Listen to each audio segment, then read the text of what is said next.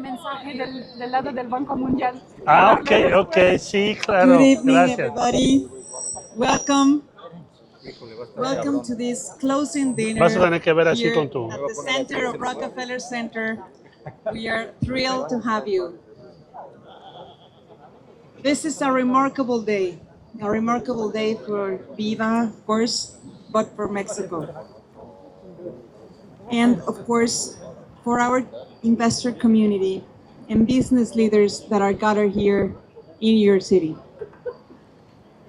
We had more than 600 people that registered to this event and that joined us throughout the day. And with this dinner, we bring together such a large and distinguished audience. And I'm very proud to say that it's been our largest and most successful Viva Day to date. This is the 6th year, actually. This success is consistent with what we have been achieving in Mexico, working with passion and compromise. Viva has helped more than 10 companies already, channeled more than $42 billion in finance, and brought to market 46 new companies into Mexican equity market. Throughout today's discussion, it became clear that Mexico stands at a decisive moment. The optimism we heard today reflects this conviction. Mexico can be part of a broader leadership in this regional order. Plan Mexico has emerged as a long-term vision that goes beyond immediate challenges. It is about building the infrastructure, the energy, the education, and governance that will sustain our competitiveness in the decades that are coming. It is ambitions, as it must be. And if we pursue it together, it can transform our economy and open the door for new opportunities that can benefit our companies, our investors, and our community. To attract that large pool of capital, it is essential to make progress on various aspects: security, energy, water, skilled labor, rule of law. To talk about these important issues, I'm very honored to introduce someone whose leadership is crucial to the very moment for Mexico's economy future, the Secretary of Economy, Marcelo Ebrard. Secretary Ebrard is not only a seasoned public servant, but a statesman who has successfully navigated the challenges of tariffs, volatility, and global uncertainty. In these last months of profound geopolitical shifts, his voice has been steady, pragmatic, and constructive. He is a leader who listens and recognizes the indispensable role of the private sector and the value of investment as a cornerstone of Mexico's development. He has shown that promoting growth requires partnership, clarity, and above all, confidence. The level of trust and confidence is no small achievement. It speaks to his capacity, his results, and his ability to engage constructively with keeping Mexico's economy priorities at the center.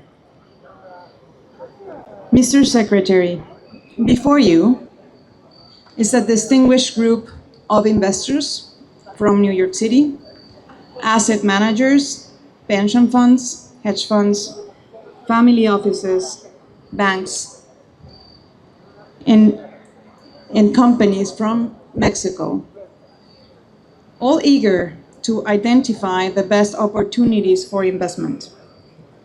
They are here because Mexico has drawn their interest and because the profound transformation led by President Claudia Sheinbaum has resonated with the international financial community. Your presence here tonight reflects that interest, and is precisely why it is such a privilege to hear directly from you, from the person leading Mexico's commercial strategy and at this decisive moment. So please join in me welcoming the Secretary of Economy of Mexico, Marcelo Ebrard. Gracias.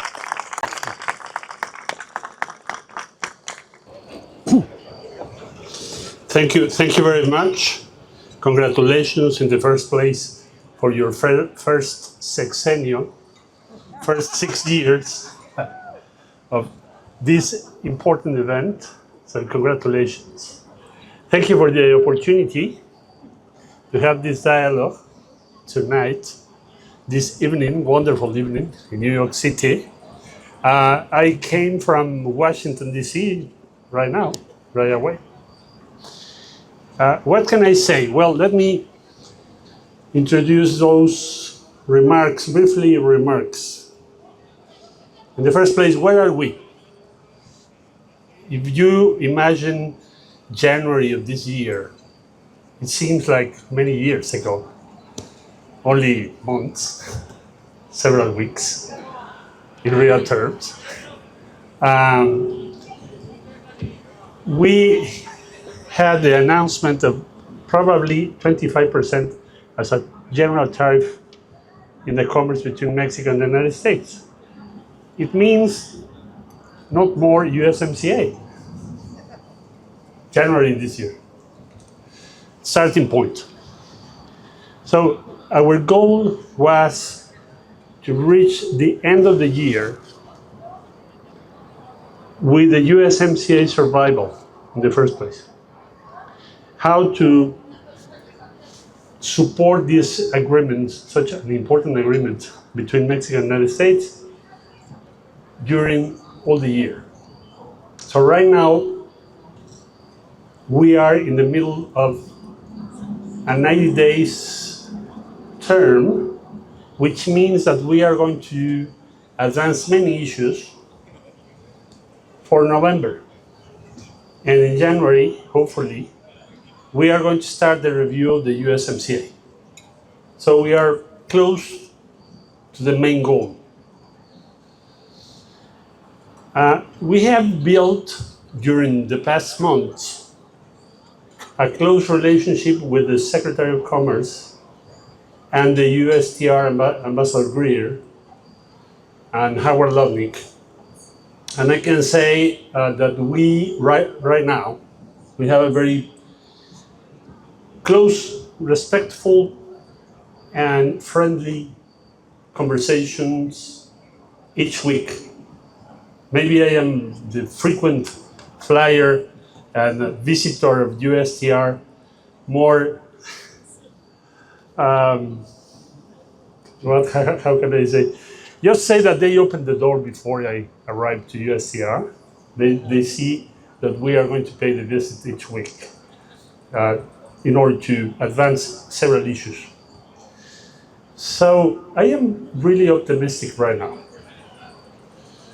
I can see that it's not easy. The next months and the review of the USMCA. But finally, the strength of this process, you can explain this because of several factors. The first one is the integration between our economies. Obviously, we are the main client for the United States. Nobody, by some such important amount of American goods than Mexico. Right now, we buy more American products than China, Germany, and Japan together. And when you see the complexity of the integration between the two economies, the reasonable way to deal with the future is to protect and strengthen this integration, especially if you want to compete with other regions of the world. It's not possible to have both objectives at the same time. If you want to compete, you need to have a good arrangement between Mexico and the United States. We need each other in order to be competitive. So the strength of the integration and the necessity of each other for the future. Well, this is one factor.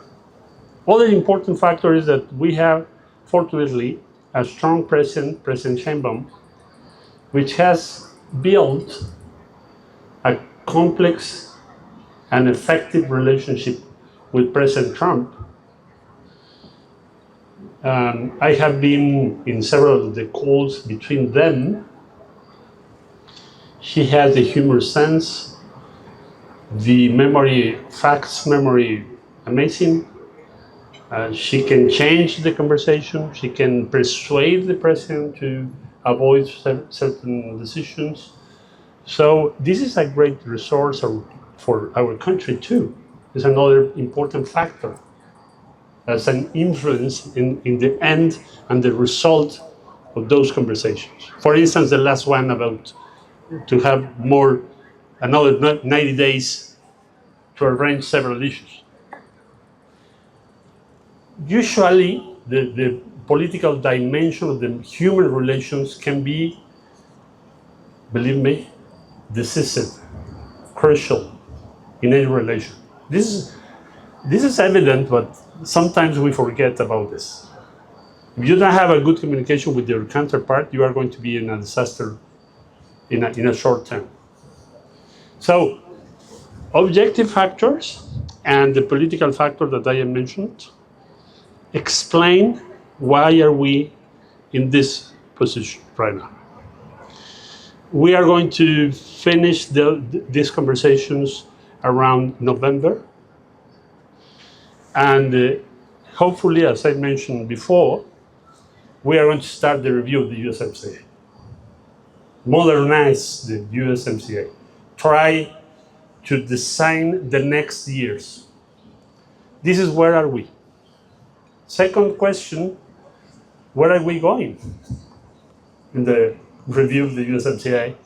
And what can you expect as a reasonable outcome of the review of the USMCA and other initiatives? Well, I should say that next year we are going to have conversations about the new rules that the Trump administration proposed.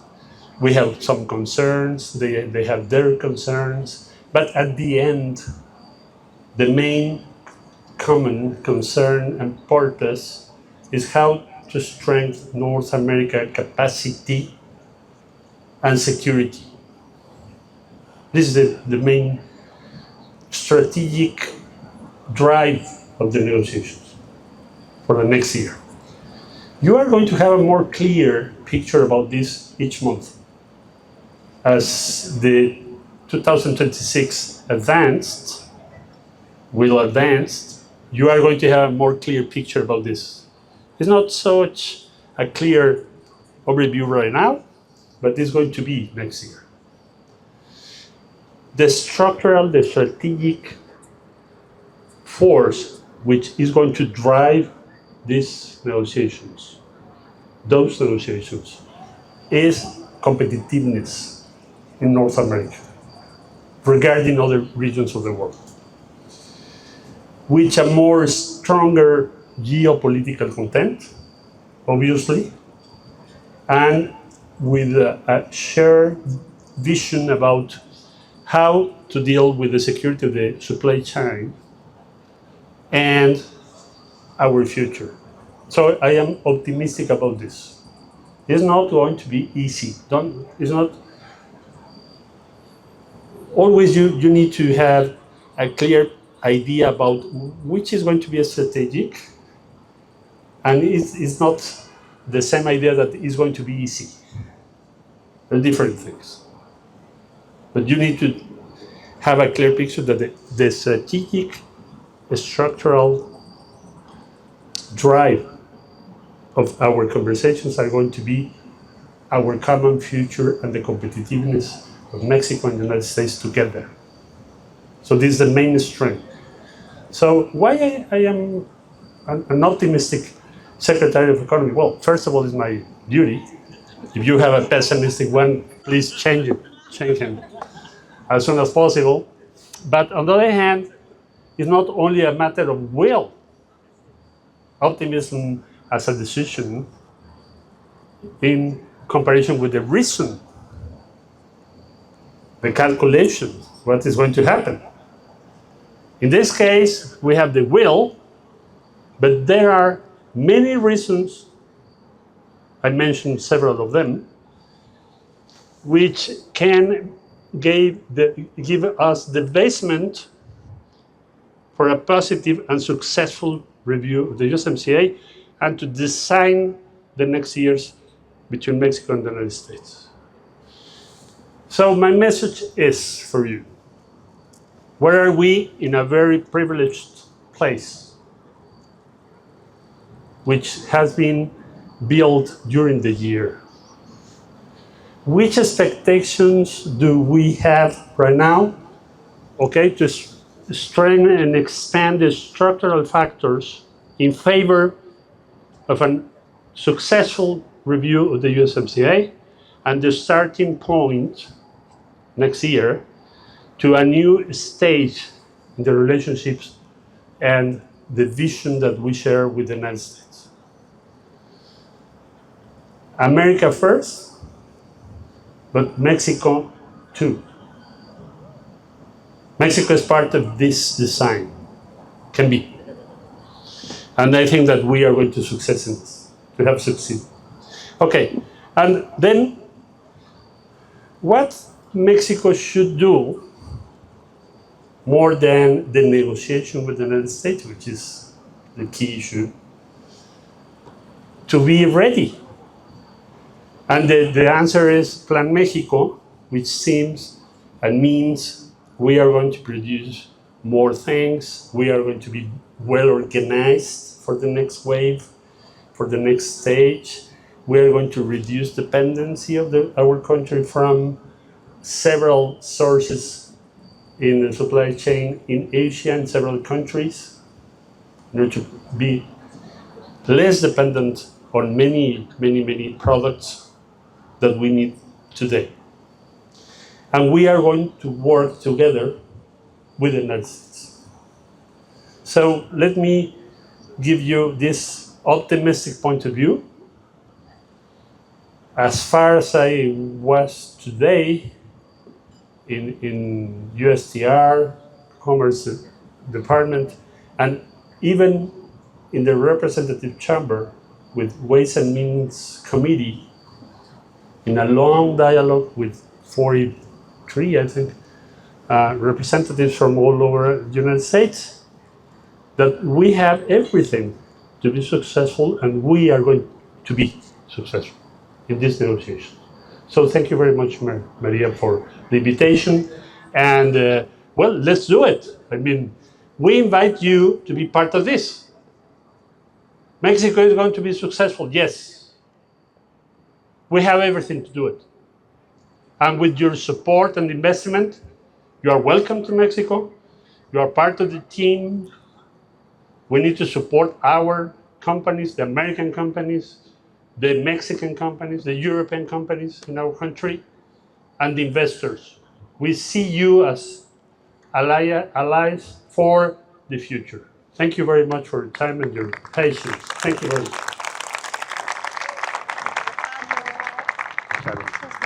I wanted to take this opportunity because I know and I understand some of the questioning of investors that we we've heard all of the way, about some challenging initiatives and moments that we're living in Mexico, and they want to understand your views and listen to your insights on that. And I wanted to ask you about legal certainty and stable frameworks. What steps is your administration prioritizing to strengthen institutional confidence in Mexico? Well, as you probably know, many reforms has been taking place in the past months. Not only the judicial reform, but also the competence authorities in Mexico. We modified the law in order to be more similar than the United States model as a main partner of Mexico. I am referring to decisions against or actions against monopoly, or to have proper competition between companies in Mexico. And there are many reforms that has been taking place in order to be ready to modify with different objectives or different purposes. Judicial reform is a matter of how to reduce corruption in our judicial power. I remembered the past reform, which has been made in the middle 90s, past millennium, past century, with the main objective to reduce, the purpose of the government was to reduce corruption by then. Well, didn't work very well. At the end, we are trying another important change, more radical change in the judicial power. Several comments says, well, they are looking for some kind of control over the judicial power and processes, but it doesn't make sense, because if you want to have only the control over the judicial power, you only need to wait not to change the constitution, as far as the president can propose to Senate several of the ministers and to have majority in the Supreme Court. So it's not a political issue. This issue is about an important change with the support of the people in order to have a reduction in the corruption levels in our judicial power. And we think that's important. This is a crucial thing to fulfill right now, in order to be ready for the new investments. And so give the new judicial power the opportunity to show that, I hope that it's going to work for investors in general, in order to promote investment and to have legal guarantees about your investments in Mexico. Thank you, Secretary.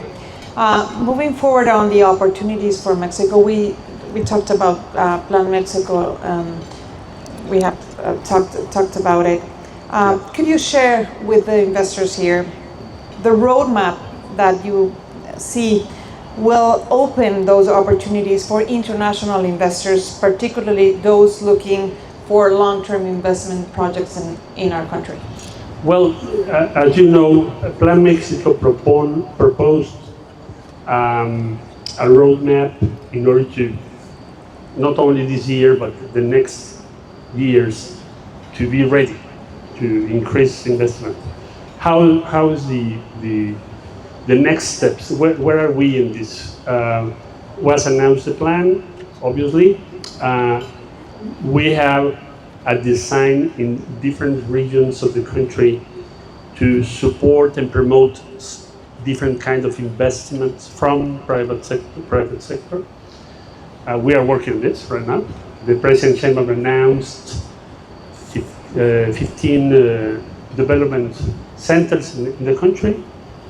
The private sector investment is welcomed, and our work is to support those investments, which include energy, housing, infrastructure, and many other activities. So this is one step, important step.